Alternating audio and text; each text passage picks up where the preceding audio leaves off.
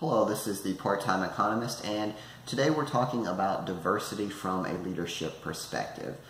Diversity is critically important because we're seeing as migration becomes easier, as people work for multinational corporations across borders, we're coming into contact more and more with people that are different from us. So how do we use diversity not only to accept it and get along, but how do we use it to develop a more cohesive, strong organization?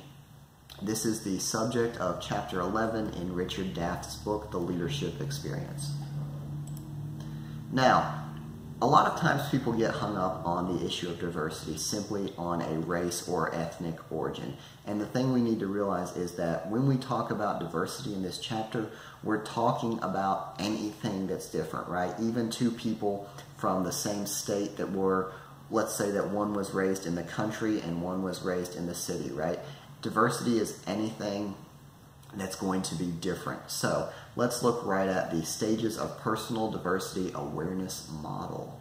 Now, the first stage of diversity awareness is defense. This is when we look at someone else or some other custom or culture and we say, this is bad. My way is better. We assume that something is negative about that, right? So we're totally against it. We're putting up our walls, if you will. Now, as we move up the diversity awareness ladder, we start to minimize the differences, right? So, okay, they do something that's slightly different than us, but it's really not that different. So we're not trying to completely shut them out. We're trying to discount the differences and think, you know, they're really kind of like us at the end of everything, right? As we move up, we come to acceptance. Now, here we're saying, yes, there are differences. I understand that there are differences. And we're accepting that they have arrived at these differences, not because they're worse than us, not because we're better than them. We're just saying, hey, they have their differences. You know, we're not trivializing the differences. We're saying, yes, they do exist, but it's not necessarily a bad thing. Now, as we move up to adaptation, we are saying that we understand how they could have come to that perspective, right? We're not just simply accepting it, but we're saying there's a valid reason behind why they have this custom, why they have this culture, why they're doing things a certain way. And we understand empathy. We see things from their perspective. Now, as we move to the integration stage, we have a multicultural attitude. We're enabled to integrate these differences, both behaviorally and in thinking patterns, so that we can not just adapt and get along with them, but we can use the strengths of each other to build. Now, I know this was a really short chapter, but there's a few other terms I want to cover. The first is ethnocentrism. Now, ethnocentrism is simply believing that one's own culture has a superior way of doing things. Prejudice. Prejudice is forming an initial impression of something before you actually evaluate it, right? Now, the important thing is that prejudice, a lot of times people think just negative.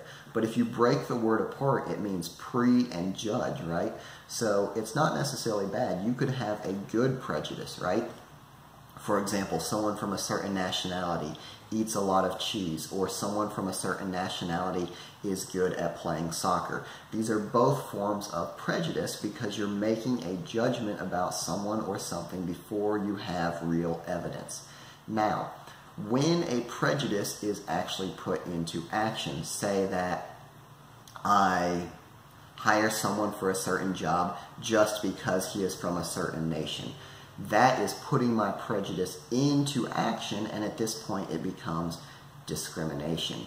Now, a stereotype is similar to a prejudice. It's the image that we paint of someone or something based on common experiences, right? So, I'm from Eastern Tennessee. There's a stereotype of people from Eastern Tennessee being country, being rednecks, things like that, right? For some people it's true, but for others it's not. And we need to understand that a stereotype is just that. It's a general assumption about a group of people. And then lastly, we have the glass ceiling. The glass ceiling is a term that's used to describe the barriers that keep minorities and women from rising to high positions in certain jobs. Now, it's a ceiling because it prevents upward mobility, right? But it's also glass because they can't physically touch it. You know, we can't abolish it. It's invisible unless you're trying to go through the ceiling, right? So someone from the outside looking in, they don't see it because it's a glass ceiling. But if you're trying to climb that corporate ladder as a woman or a minority, it's the invisible, institutionalized practices that are keeping you from reaching your position that you want to be at. I know this was a short chapter. Hopefully it's been useful to you, and we will see you next time.